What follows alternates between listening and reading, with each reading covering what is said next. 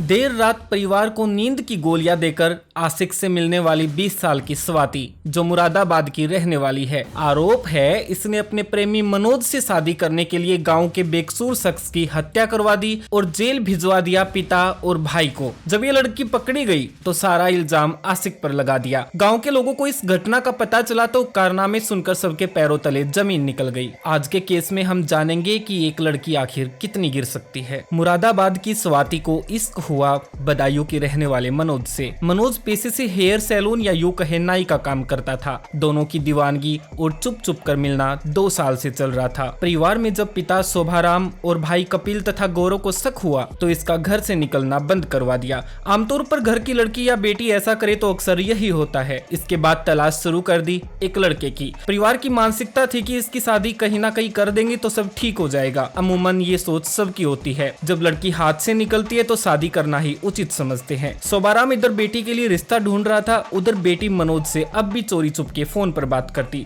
साल 2025 में मनोज ने स्वाति को नींद की गोलियां दे दी। अब स्वाति का जब दिल करता मिलने का तो रात को परिवार को नींद की गोलियां दे देती खाने में मिलाकर, और जब सब सो जाते तो मनोज के साथ रंगरलियां मनाती। ये काम बीते 4 महीने से चल रहा था, लेकिन ऐसे मिलने में इनको मजा नहीं आ रहा। स्वाति चाहती थी कि अगर किसी न किसी तरह से उसके पिता और भाई मर जाएं तो वो आसानी से शादी कर सकती है। इसी प्यार को परवान चढ़ाने के लिए उसने मनोज से एक रोज कहा कि कुछ भी करो, उसके पिता और भाइयों को ठिकाने लगा दो। मनोज किसी भी हाल में 3 लोगों की हत्या नहीं कर सकता था, लिहाजा वो बात को टालने लगा। मगर मनोज ने स्वाति के साथ मिलकर एक और प्लान बनाया कि क्यों ना उसके दोस्त योगेश की हत्या करके उसके परिवार को फंसा दे। स्वाति को ये आइडिया बेहद पसंद आया। स्वाति के गाँव का रहने वाला योगेश, जो मनोज का करीबी दोस्त था, 18 सितंबर को मनोज ने उसे शराब पीने के लिए रात 8 बजे बुलाया। दोनों शराब पी रहे थे, तभी चुपके से मनोज ने 8 नींद की गोलियां मिला दी। योगेश अनजान था कि उसका दोस्त ही ऐसा कर सकता है। उसने शराब पी और वही बेसुध हालत में सो गया। इसके बाद देर रात स्वाति वहां आई और मनोज और स्वाति दोनों ने ईंट मारकर उसकी हत्या कर दी। अब चुनौती थी कि स्वाति के परिवार को कैसे फंसाए। इसके लिए मनोज ने योगेश के फोन से डायल 112 पर फोन किया और पुलिस को तेज भरी सांसों में आवाज निकालते हुए कहा कि शोभाराम, कपिल, गौरव उसको जान से मारने वाले हैं। इतना कह के फोन कट कर दिया और अपने घर जाकर सो गए। अगली सुबह जब पुलिस को ये जानकारी मिली कि गांव में एक शख्स का शव पड़ा है तो अधिकारियों की हवा टाइट हो गई। जिस शख्स ने रात को फोन किया